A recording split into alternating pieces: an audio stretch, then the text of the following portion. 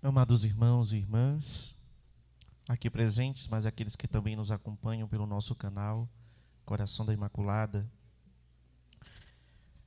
nós já estamos na Páscoa do Senhor. Esta noite de sábado, nós já demos o grande grito de aleluia, já demos graças a Deus e glória a Ele que tudo fez. Ele está vivo, está no meio de nós. Esta noite é a noite de todas as noites. Sem esta vigília, nenhuma outra teria sentido. O sentido de todas as vigílias está justamente nesta noite, na vigília de Páscoa. Sem ela, não teria sentido celebrar nenhuma outra. Quero começar esta breve reflexão da mesma forma que comecei ontem, na Sexta-feira Santa. Comecei dizendo que se nós observássemos, ouvíssemos bem as leituras, no caso de hoje, os salmos que foram cantados, se prestássemos atenção em todos os gestos, todos os ritos, desde o acendimento do fogo até a procissão com o círio pascal, depois a escuridão, a luz. Então, se olharmos bem para todas essa simbologia, nós vamos perceber uma grandeza muito grande, muito rica, que a igreja nos oferece. Esse tesouro de reflexão que a igreja nos oferece através das liturgias que nós celebramos nesse dia, é o que dá toda a conotação da fé que temos.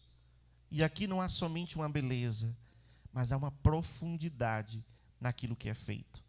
Por isso não podemos fazer de qualquer jeito, de qualquer maneira, mas devemos fazer com o coração aberto, dispostos a compreender e pedir ao Senhor que fale o nosso coração através de cada realidade. Hoje temos também aqui os nossos catecúmenos. São 5 que nós apresentamos a Deus hoje, pedindo então ao Senhor que os batize, derramando sobre eles o Espírito e a graça, para que, fortalecidos por elas, eles se tornem então filhos de Deus e irmãos nossos. Ora, a liturgia da palavra, desde a primeira leitura que nós escutamos, já a primeira leitura que era apresentada do Gênesis, nos mostrava a criação. E mostrava também que nesta criação, Deus não fez somente as coisas, os animais e a vegetação, mas Deus fez o homem.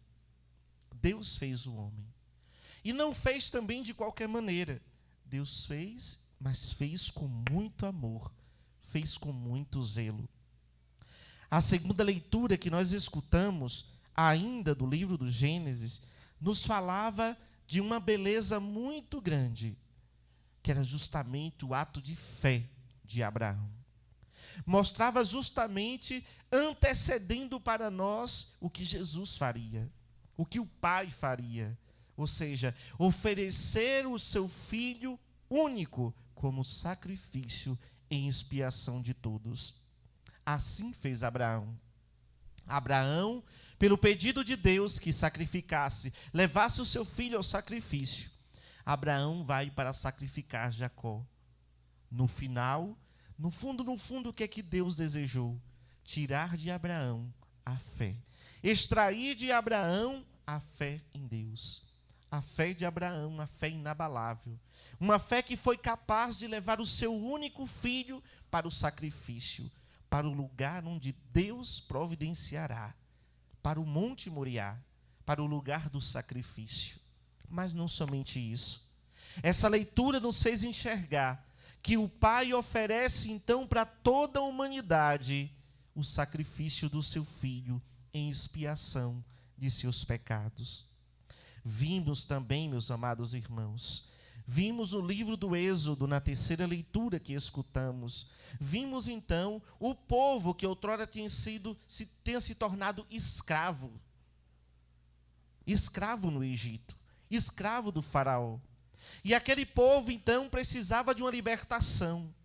Aqui não era escravidão somente daquele faraó, da figura do faraó, mas eram escravos também do pecado, do mal. E aqui, nosso Senhor, aqui Deus mais uma vez dá uma graça especial. Dá então àquele povo a figura de Moisés, para que pudesse então libertar da escravidão do Egito.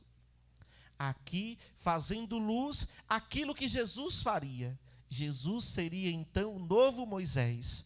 É aquele que iria libertar toda a humanidade do pecado. Aquele que iria fazermos atravessar a pé enxuto o mar vermelho da vida.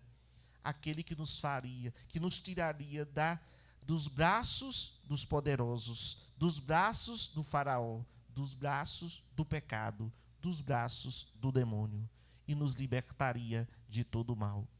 Jesus, nesse sentido, é o novo Moisés. É esta figura que traz para nós a libertação. É Ele que nos salva. É Ele que rompe, na verdade, toda a escuridão. É Ele que nos tira das trevas. Mas ainda, o profeta Isaías, que falava justamente da misericórdia eterna de Deus, que se compadecia dos mais fracos, dos pecadores. Mais uma vez, uma prefiguração de Jesus. É aquele que olha com ternura por cada um de nós. É aquele que olha para nós não com um olhar de quem quer condenar, mas um olhar de quem quer salvar, libertar, e age com misericórdia, age com amor. No livro, na quinta leitura, no livro do profeta Isaías ainda, falava justamente que todos deveriam ir ao Senhor, ouvir a sua palavra e ter uma vida nova nele. Pois em nós, naquele povo, no povo de Israel, e agora em nós, ele fazia um pacto, uma aliança. Então aquela aliança que Deus fazia com o povo já trazia uma alusão para podermos, quando chegar justamente no Novo Testamento, compreendermos que Jesus viria para fazer então conosco agora uma nova e eterna aliança.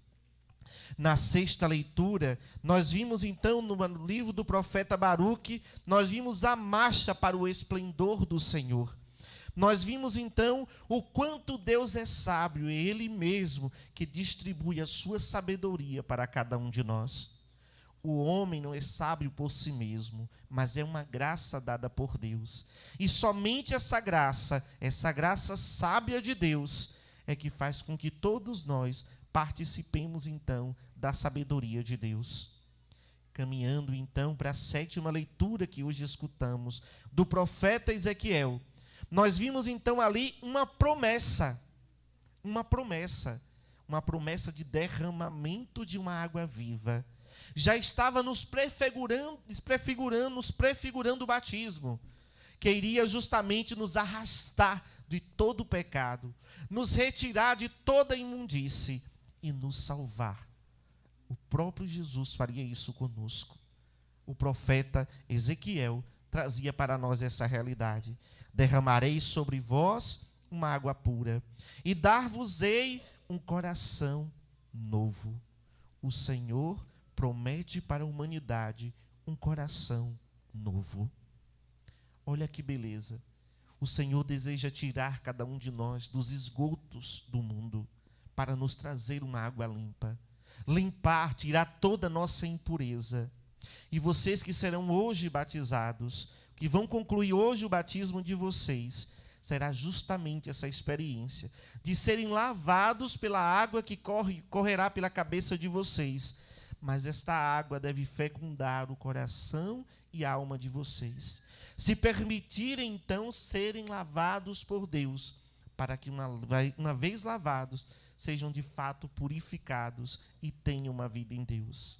E todos nós, hoje, somos chamados a renovar as nossas promessas batismais, para podermos recordar que o Senhor nos lavou no santo batismo. Eis que derramarei sobre vós uma água pura. E é isso que o Senhor faz conosco. Derrama uma água pura. Na leitura última que nós ouvimos, da carta de São Paulo aos Romanos, nos falava justamente desta nova aliança. Uma aliança de vida nova, de ressurreição. E São Paulo nos dizia com toda certeza: Cristo ressuscitou dos mortos, não morre mais. Aqui se cumpre, meus amados irmãos, aquilo que na verdade se configura a nossa fé. A nossa fé não está num Deus morto. A nossa fé se encontra no Deus vivo, ressuscitado. A nossa fé não está num Deus que morreu e acabou, mas está num Deus que ressuscitou e trouxe para nós a vida eterna. Que prova teria de que tudo isso aconteceu? Como Deus é perfeito. E a igreja nos ajuda a rezar. No evangelho de hoje, nos trouxe justamente essa certeza. Alguém viu por nós. Nenhum de nós estávamos lá, mas alguém foi testemunha dessa verdade. E não foi homem e nem foi mulher que foi testemunha primeiro dessa verdade. Quem primeiro foi testemunha dessa verdade foi a noite. Foi a noite que testemunhou a ressurreição de Jesus. Ninguém viu, nem Madalena, nem Pedro, nem João, ninguém viu Jesus ressuscitando. Todos viram Jesus ressuscitado. Mas Jesus ressuscitando, somente a noite testemunhou. É esta noite. A noite da alegria verdadeira. A noite por excelência de todas as noites. A noite que dá sentido a todas as outras. A vigília que dá sentido e fecunda a todas as outras vigílias. Depois que a noite testemunhou Jesus ressuscitando, a gente viu ainda que Deus deu a graça para que homens e mulheres pudessem vê-lo ressuscitado. O Senhor não está morto. Ele está vivo no meio de nós. Ele atua. E aqui precisamos entender, é um novo homem. Quando Jesus ressuscita, ele ressuscita não é com a vida antiga, mas ele ressuscita com a vida nova. Ele ressuscita com a vida nova para poder dizer que também nós ressuscitaremos, não com uma vida velha, não com a vida passada, mas com uma vida nova. E essa vida nova, Jesus nos mostra em quem está escondida, em Deus. Nós ressuscitamos em Deus. Ninguém aqui tem o poder de ressuscitar. Só Deus pode nos ressuscitar. Só Deus pode nos dar essa graça. E Ele nos dará. Todos nós morremos com Ele. Morreremos com Ele. Mas também ressuscitaremos com Ele. Louvado seja o nosso Senhor Jesus Cristo. Para sempre seja louvado em nossa Mãe Maria Santíssima.